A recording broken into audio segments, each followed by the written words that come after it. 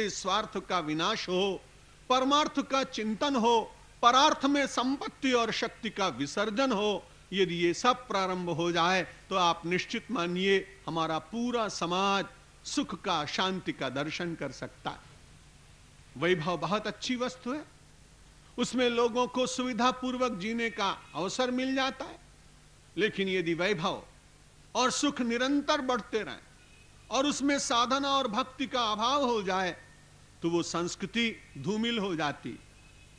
मुझे स्मरण नहीं कभी मैंने वो अपने यात्रा का प्रसंग आपके बीच में कहा कि नहीं, लेकिन विश्व प्रवासी होने के कारण 2-4-10 वर्ष पूर्व मुझे एक बार इटली, रोम जाने का अवसर मिला। वहां के धर्मगुरु वेटिकन के पोप महोदय से मेरे मिलने का समय भी निश्चित किया गया था, किंतु वे अस्वस्थ हो गए और इसलिए उनकी पर्सनल ऑडियंस नहीं हो पाई। लेकिन मैं रोम में घूमा, वहां मैंने देखा बहुत सारे बड़े विशाल सभागार, और उन विशाल सभागारों के साथ में कुछ दूसरे और बड़े बड़े भवन, लेकिन वे सारे ध्वंसावशेष।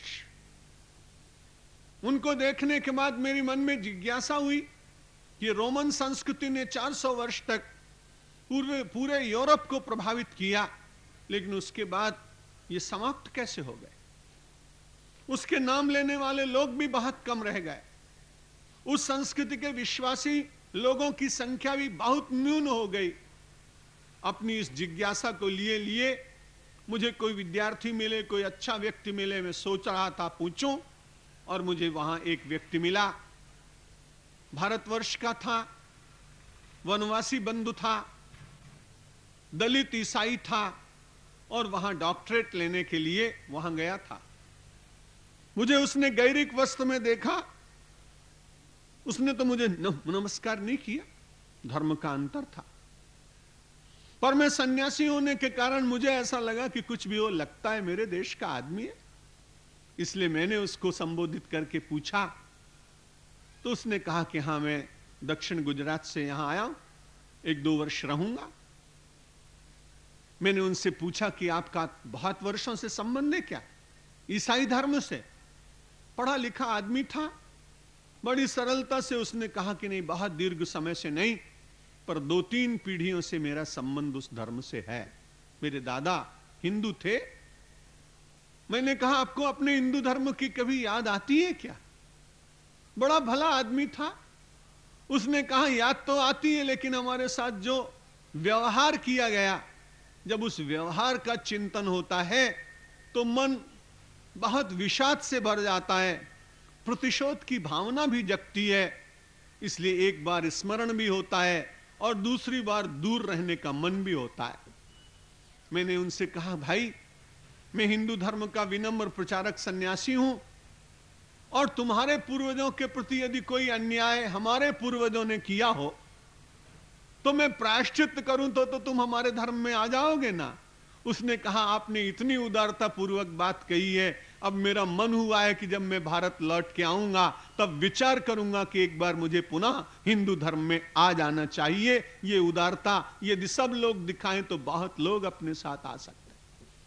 मेरे मन का प्रश्न मैंने उसके सामने उपस्थित किया, इस संस्कृति का विनाश कैसे हो गया? इतिहास का विद्यार्थी था, उसने कहा आपने देखा जहां जहां बड़े बड़े चर्च, इतने बड़े चर्च हैं जिनमें 2000 लोग प्रार्थना के समय हॉल में बैठ जाएं, 5000 लोग खड़े होकर प्रार्थना कर सके। मैंने कहा वो तो मैंने अभी भी देखा, कुछ बंद हैं, कुछ खुले, कुछ बहुत भव्य हैं, कुछ अपनी कहानी कह रहे हैं। मैंने कहा चर्च में तो लोग जाते, अच्छी बात, भगवान का नाम लेते थे। उसने कहा जैसे जैसे संपत्ति बढ़ी वैसे बिल्कुल चर्च के बगल में ही और बहुत पैसे खर्च करके बार बना दिया गया। देवालय में से निकलकर लोग सुरालय में जाने लगे, और फिर और उन्नति उनकी हुई, और उस उन्नति में देवालय में 15 मिनट, सुरालय में 2 घंटे, और उसके बगल में बने हुए नृत्यालय में 8-8 घंटे व्यतीत करने लगे। और जब देवालय का भाग बहुत थोड़ा रह गया, सुरालय और नृत्यालय परिपूर्ण हो गए, तब संस्कृति की सेवा कौन करता? वे तो सब भूल गए, मानवता दब गई, पशुता जग गई और उपभोगितावादी संस्कृति ने संस्कृति का चिंतन और धर्म का चिंतन समाप्त कर दिया।